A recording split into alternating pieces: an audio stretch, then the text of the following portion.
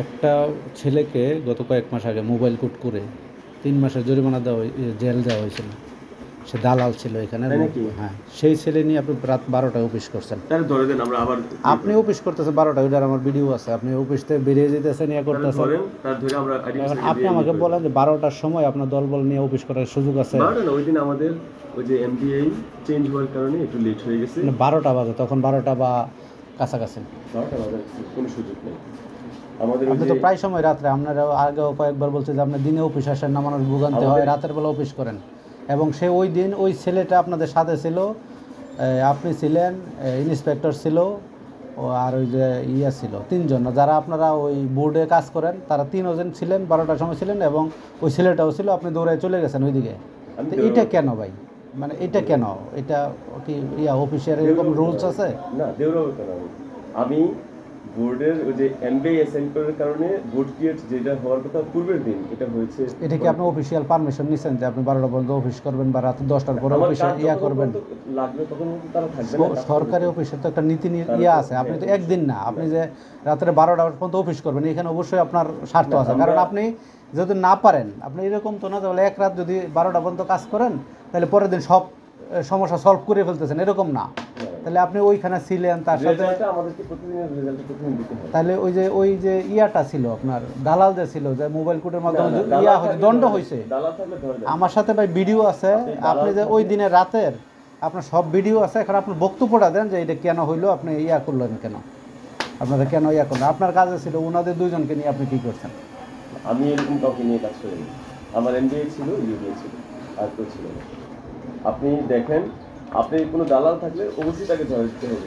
আমি এডিএম স্যারকে জানাবো এবং তাকে ধরে নিয়ে আমরা আবার ব্যবস্থা। এডিএম তো মোবাইল কোড করে জরিমানা জেল দিল 3 মাসে। সে জেল থেকে বের হয়ে আইসে আপনার সাথে আবার। আমরা কোনো আমার এখানে কাজ ছাড়া যে থাকবে সেই দালাল।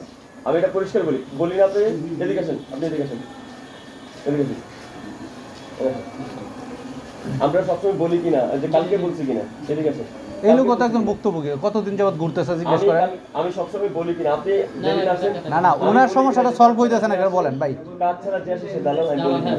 আপনার দৃষ্টিতে তো উনি অনেক দিন যাবত আপনি দেখতেছেন এই লোক। আপনি কালকে আসছিলেন? কতদিন যাবত ঘুরতেছেন আপনি এখানে? সত্য কথাটা বলেন।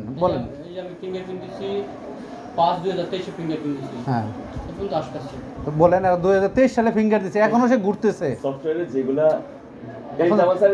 এখন তাকে তো বলতে পারতেন যে ভাই এতদিন ঘুরেন না, আপনি 2026 সালের ডিসেম্বর মাসে আইসেন।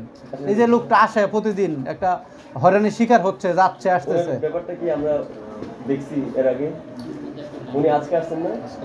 আজকে আসছেন। এর আগে যতবার আসছি 3 সিটি কমপ্লিট করাই দিয়েছে, বলছে এটা বের দরকার নাই, এটা আমরা ব্যবস্থা গ্রহণ করতেছি। এটা কিছু ভয় কিছু। এখন আজকে শুধু আমি যে আমি চাকরি করি, জব করি, এটা আমি সমাধান করে দেব। ছুটি দিতে চাইবে না, বলছে মালিক আজকে বলছে যে আজকে সমাধান করে আসতে পারো না, তুমি চাকরি থেকে বের।